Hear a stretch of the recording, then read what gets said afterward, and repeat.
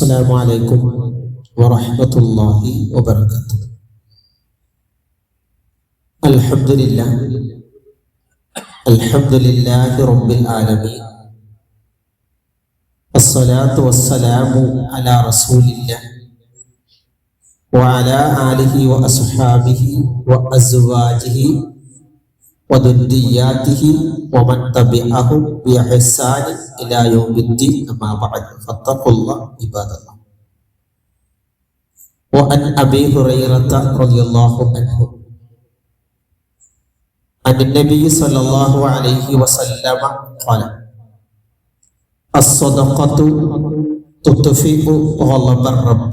رواه البخاري. ബഹുമാന്യരായ മുഅ്മിനീങ്ങളെ, തഖ്വയോടെ ജീവിക്കണമെന്ന് ഉണർത്തുകയാണ്. ഇന്നു മുതൽ ഉളഹിയത്തുമായി ബന്ധപ്പെട്ട ചില ക്ലാസ്സുകളാണ് ആരംഭിക്കുന്നത്. ദുൽഹജ്ജ് 1 വരെ, ദുൽഹജ്ജ് 1 മുതൽ ഹജ്ജുമായി ബന്ധപ്പെട്ട ക്ലാസ്സുകൾ. ഇപ്പോ ഉളഹിയത്തുമായി ബന്ധപ്പെട്ട കാര്യങ്ങളിലേക്ക് ഇറങ്ങേണ്ട സമയമാണ്. ഉളഹിയത്തുമായി ബന്ധപ്പെട്ട് ഏറ്റവും ശ്രദ്ധിക്കേണ്ടത് പൈസ 100% ഹലാലാവണം. 2, ഉളഹിയത്തിന്റെ 1 മുതൽ അവസാനം വരെ നബി സല്ലല്ലാഹു അലൈഹി വസല്ലമയുടെ സുന്നത്തിനെ പിൻപറ്റണം. ഈ 2 കാര്യമാണ് ശ്രദ്ധിക്കേണ്ടത്. ഉളഹിയത്ത് നിർബന്ധമാണോ? അല്ല. എന്നാ നിർബന്ധമാണോ? ആണ്.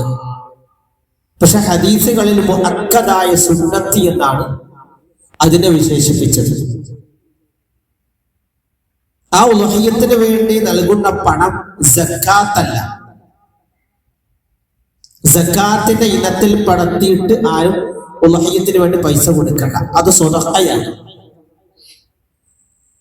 റമളാനിന് മുന്നേ നമ്മൾ ചെയ്യും പോലെ ഹജ്ജ് പെരുന്നാളുമായി ബന്ധപ്പെട്ട് ചെയ്യുന്ന കർമ്മം. ഒരാൾ ഉംറ ചെയ്യുമ്പോൾ അയാൾ ബലി കൊടുക്കണ്ട. പക്ഷെ ഹജ്ജിൽ ബലിയുണ്ട്.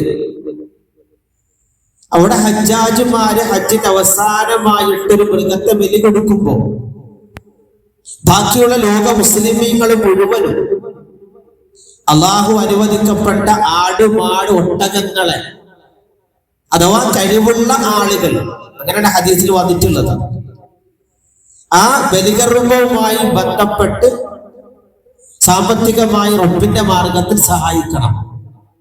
അതുകൊണ്ട് ഒന്നാമത് പറയാനുള്ളത് ബലികർമ്മം, ഉളഹിയത്ത് ഏറ്റവും മുഅക്കദായ സുന്നത്താണ്.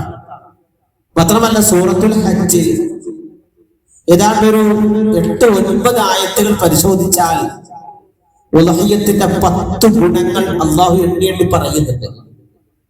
സൂറത്തുൽ ഹജ്ജിൽ അതിനെ പരിപാലിക്കുന്ന ആളുകൾക്കുള്ള ഗുണം, അതിന് വെള്ളം കൊടുക്കുന്ന ആളുകൾക്കുള്ള ഗുണം, ഇങ്ങനെ തുടങ്ങിയിട്ട് ഗുണങ്ങളൊക്കെ പറയാനുണ്ട്.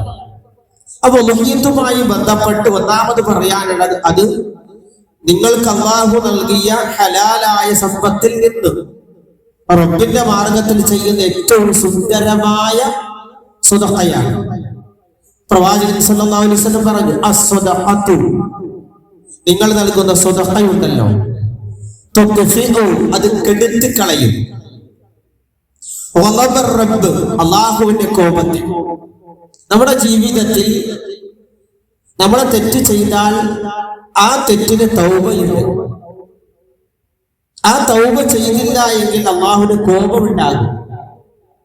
ചില തെറ്റുകൾ നമ്മൾ തൗബ ചെയ്തു വീണ്ടും ആവർത്തിച്ചാൽ അള്ളാഹുവിന് വല്ലാത്ത ദേഷ്യമുണ്ടാകും.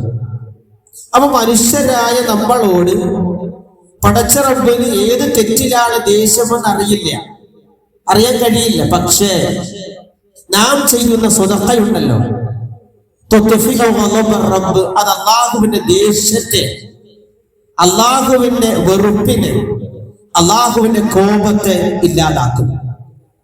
അതുകൊണ്ട് ഒന്നാമത് ഉളഹിയത്തുമായി ബന്ധപ്പെട്ട ഇപ്പൊ മഹല്ലിൽ നിന്നൊക്കെ നിർദ്ദേശങ്ങൾ വന്നിട്ടുണ്ട്. ആ നിർദ്ദേശങ്ങളൊക്കെ പാലിക്കണം. നമ്മുടെ കയ്യിൽ പൈസയുണ്ടെങ്കിൽ എത്രയും വേഗം ആ ഉളഹിയത്തുമായി ബന്ധപ്പെട്ട മൃഗത്തെ വാങ്ങാനും ഒരാൾക്ക് ഒറ്റക്ക് ചെയ്യാം. ഒരു പോത്തിനെ, ഒരു ആടിനെ ഒറ്റക്ക് ചെയ്യാം. മറ്റ് ആടല്ലാത്ത മൃഗമാണെങ്കിൽ 1, 2 പേരാകാം, 3 പേരാകാം, 4 പേരാകാം, 5 പേരാകാം, 6 ആകാം, 7 ആകാം, 8 ആകാൻ പാടില്ല. 7ന്റെ അടിയിലേക്ക് എത്രയും ആകാം. അങ്ങനെ ചേർന്നുകൊണ്ട് ആ സ്വതക്കയിലൂടെ അള്ളാഹുവിന്റെ കോപം ഇല്ലാതാക്കാനും അതുപോലെ തന്നെ അള്ളാഹു തരുന്ന സാമ്പത്തിക അവസ്ഥയിൽ ബർക്കത്തുണ്ടാവാനും ഈ അവസരം ഉപയോഗപ്പെടുത്തുക. അതുകൊണ്ട് കഴിവുള്ളവർ ഉളഹിയത്തിന് വേണ്ടി ഇറങ്ങുക. റഹ്മാനായ റബ്ബ് അതിന്റെ തൗഫീഖ് നൽകി അനുഗ്രഹിക്കുമാറാവട്ടെ. അർഹമുർ റഹീമായ റബ്ബേ, ഞങ്ങളുടെ സഹോദരങ്ങൾ ഹജ്ജിന് വേണ്ടി പരിശുദ്ധമായ മണ്ണിൽ എത്തിയവരുണ്ട്, യാത്രക്ക് വേണ്ടി തയ്യാറെടുക്കുന്ന ആളുകളുണ്ട്. എല്ലാ മുഅ്മിനീങ്ങൾക്കും മഖ്ബൂലും മബ്റൂറുമായ ഹജ്ജും ഉംറയും ചെയ്യാൻ തൗഫീഖ് നൽകണേ റഹ്മാനെ. ഞങ്ങൾ ഉളഹിയത്തിലും ഹജ്ജിന്റെ കർമ്മങ്ങളിലും പ്രവാചകന്റെ സുന്നത്തിനെ നിർബന്ധമായി മുറുകെ പിടിച്ചുകൊണ്ട് മുന്നേറാൻ തൗഫീഖ് നൽകണേ റഹ്മാനെ. അല്ലാഹുമ്മ വഫിൽ മുഅ്മിനീന വൽ മുഅ്മിനാത്ത് വൽ മുസ്ലിമീന വൽ മുസ്ലിമാത്ത് الأحياء منهم والأموات إنك مجيب الدعوات يا قاضي الحاجات. ربنا تقبل منا إنك أنت السميع العليم وتب علينا إنك أنت التواب الرحيم. ربنا آتنا في الدنيا حسنة وفي الآخرة حسنة وقنا عذاب النار. رب ارحمهما كما ربونا صغارا. السلام عليكم ورحمة الله وبركاته. سبحانك اللهم وبحمدك أشهد أن لا إله إلا أنت أستغفرك وأتوب إليك.